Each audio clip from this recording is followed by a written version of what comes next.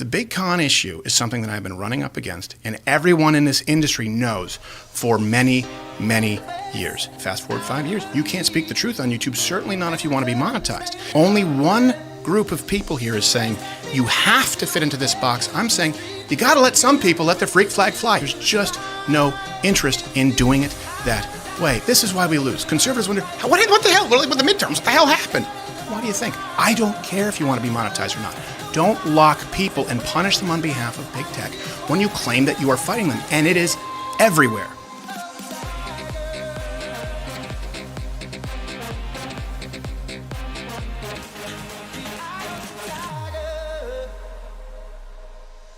What's going on, everyone? Jeremy here from The Quartering, and last night, Steven Crowder appeared on Timcast on, I think, maybe his biggest show ever. At one point, I saw 170,000, close to 170,000 people watching live. You know, and he cross-examined, I guess, or had a rebuttal to some of what Daily Wire has been saying, in particular, some of the things that Candace Owens said. And I think, you know, there have been people in the space that have picked a side, which is natural. That's going to happen. But, you know, I think that, I hope that coming out of this, I think it's safe to say that Steven Crowder has solidified his base. And Daily Wire has solidified their base. And I hope that in time, those two will commingle again and fight the good fight, because I think there are many good things that Daily Wire still does, even if I think their contracts are sketch.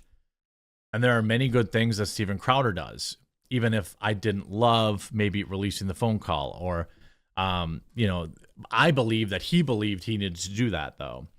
I don't like everyone fighting in my comment sections about who's right and who's wrong, because I think they're both right and they're both wrong in several different things. My support has become less less absolute now. You know, I think at this point, I hope this is the end of it. I don't think Daily Wire has to respond to anything that was said last night. There were a couple things we're going to talk about, but you know, I think as somebody who is friends with Steven Crowder, I know that my position is rough. But I do understand where people who are fighting for Daily Wire are coming from, and I can't say that you're necessarily wrong. So I want to start with a couple of the clips that were, you know, that came out of the show, the big kind of reveals or bombshells that happened last night, because that's really hopefully the last of it. And by the way, if you're just tuning in for the first time, I hope today will be the day to earn your subscription. I also want to tell you about the computer that I use. Is from Meta PCs. They have served thousands of my viewers over the years. They're absolutely the best company I've ever worked with, hands down, period. They even put together this page now that has several systems that I picked that are like, you know, set from good, better, best to insano. By the way, my exact computer is right here. It's the Ultimate Tower, the Insano one, okay? But all of these are great options, and you can still do custom builds. You can still get laptops, financing, all this kind of stuff from a veteran-owned company, a company that has supported this channel for years and doesn't give a dang about cancel culture. So when you're ready for a new computer, remember to check out Meta PCs. The link will be in the description below. Promo code The Quartering, and you'll save big on your computer too. Steven Crowder posted this video last night. You go to the Daily Wire. They say, here's a term sheet. You go, whoa, this is crazy. Right. Hey, you can't do this. The Daily Wire then says, all of a sudden, not also, but a few months later, Crowder registers Stop Big Con. Then he calls and secretly records Jeremy. He was setting us up. This email right here paints a different picture in that you talked with the Daily Wire and said, here's our issue, here's what we can't do, and they said, okay, and then sometime later, they try poaching. No, they said, if that's the issue, this is our business model, and you don't know business. But then they try and poach one of your employees. You go to the Daily Wire. Okay, so the poaching employees thing was a new story brought to light. Controversial opinion, I actually don't care about that. People poach each other's employees all the time. It does erode a little bit of that. We were best friends forever. That's the only thing. And I understand why the Daily Wire played that. But like, it does erode that we were best friends forever and we would never betray. If you were best friends forever, you wouldn't be poaching their employees. That said, I don't really care about that. That's not that big of a deal. But, you know, Steven Crowder has been getting a lot of pushback from conservative commentators, and I want to give them their fair shake. Anthony Brian Logan says Steven Crowder is a terrible human. That tweet was liked by Mark Dice, a guy that really doesn't spend that much time on Twitter, but Mark Dice had some spicy things to say, including a $100 super chat in which he said Crowder only decided to, quote, expose the Daily Wire as being conservative Inc. after they turned down his counteroffer for $30 million a year, $120 million for 4 years, and had no Mug Club revenue from the Blaze. So he's using this to grift in a desperate attempt to make money now. He also super chatted another $100 saying Ben Shapiro pays Facebook $135,000 a month to boost his posts. I have seen that data. So he is in bed with big tech and will never be banned. And Crowder is grifting because Daily Wire rebuffed his counteroffer, wanting $120 million for 4 years. That's Mark's opinion. I like Mark. I think Mark is one of the most principled guys I've ever talked to. This is his opinion on Steven Crowder. And of course, it's all, you know, an angle, so to speak. Crowder has to galvanize his base. He has to get people to understand his cause. But I also think that if he's not out here selling new subscriptions to Mug Club while he's doing these appearances, right? I think it would be more suspicious if he had already set up his new Mug Club thing and was telling people to pay him money while he was on Timcast, which is, I think, a missed opportunity. He should have had it set up so he could have his base go sign up immediately when they're emotionally charged. But what I've experienced from his base and the Daily Wire base is that they are both fiercely loyal. And I think most of them, you know, I got more well thought out long emails about this subject than I've gotten about anything before. And it's softened my approach on this a little bit. And I do want to point out that I think the Daily Wire has done a lot of good things. I don't think that these things in the contract, offer were good. And I do believe that they probably have similar penalties for their existing employees. That doesn't discredit the good work they've done. In fact, I believe for the first time in history, yesterday, Ben Shapiro streamed on Rumble. That's an absolute win, I think. Don't you? Because a lot of this comes from, hey, you guys are in bed with big tech. No, we're not. Okay.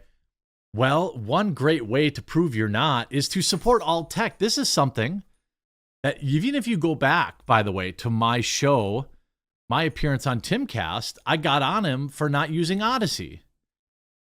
And I think Ian at the time had my back. Shout out Ian. But all these conservative pundits should be using Odyssey, BitChute, and especially Rumble. Because Rumble has the very real chance at taking a bite out of big tech. Okay?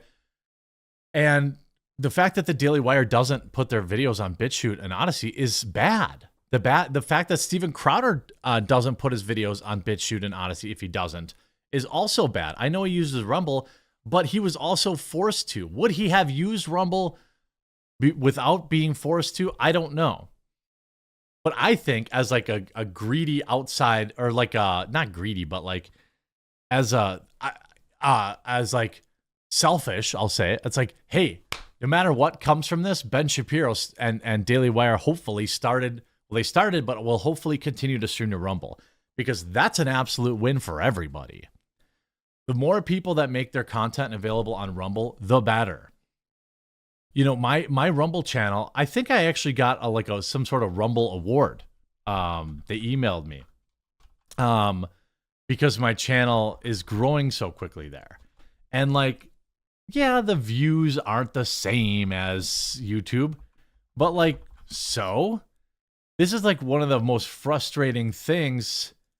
Yeah, I have 106,000 followers on Rumble. That's pretty good. And you know, you have a lot of interaction here. People interacting with my videos. You get hundreds and hundreds of people. Here's one from 369 Rumbles. It got 2,000 views. I'm averaging, 1 to 2,000 views per video there. That's actually still less than BitChute, which is why I feel like BitChute is the forgotten platform, and it sucks because it's their app. I know they have BitSlide, but anyway, Odyssey. So I've been an early supporter of all tech. So I think this is an absolute win that Ben is streaming on Rumble. But then you've also had some takes that I love Viva Frey, and it's not personal. It's not personal for me at all. But like, this take isn't correct. He said what Crowder is admitting to here is he got a specific call from YouTube telling him to stop selling a specific shirt in a mystery box off platform. No, this is actually a fair point. It's his other tweet. And he agreed to do that to pacify YouTube. And he's calling Daily Wire a big con. I know, that was a very, very long time ago. But even if you want to defend Steven Crowder there, I think that it's a somewhat valid criticism. Mike Cernovich has come out against Crowder. Do you think that here, this is the post I thought. Viva Frey said, and here you have it. And this was retweeted by Jack Posobiec and other people. Here you have it. Team Crowder literally arguing the exact same thing the Daily Wire was arguing. They want to stay on YouTube. It's their biggest platform. It's their biggest reach. Crowder doesn't want to bear the risk. But he's talking about really ad revenue, which Crowder doesn't get on YouTube. And he doesn't really need YouTube to service his existing customers, but I think he does need it to find new ones. YouTube is still my fastest growing platform. And if you're watching on YouTube, I hope that you'll subscribe. I'm hoping that, I think Steven Crowder did a good job pleading his case last night on Twitter. And I think that there's conservative media pundits who are looking at the numbers thrown around here, the money thrown around here, and maybe that's clouding their opinions a little bit. But hopefully this is just the end of it now. I think that having this contract out there will actually make Daily Wire think about changing a few things. It already has, right? The fact that they streamed to Rumble the very next day or a couple days after, it's a big deal. And I know that it wasn't planned. So, this was a big deal over at Rumble too. They're like, this is great. And it is great. So maybe even though publicly it doesn't feel like anything got resolved, this still maybe was good that it happened. I think that you have to play by big tech's rules as long as you have to, until you don't have to anymore. It's why I've made the decisions I've made. It's why I sell Coffee Brand coffee. It's why I partner with people like Meta PCs who won't cancel me. It's why I have another company rolling out later this year. It's like why I was talking about last night about hot sauces. We don't have to rely on ad reads. We don't have to rely on being monetized if we do the work, right? By this time next year, my coffee company will probably earn more than all my other sponsorships combined, which means I don't have to do those ad reads anymore.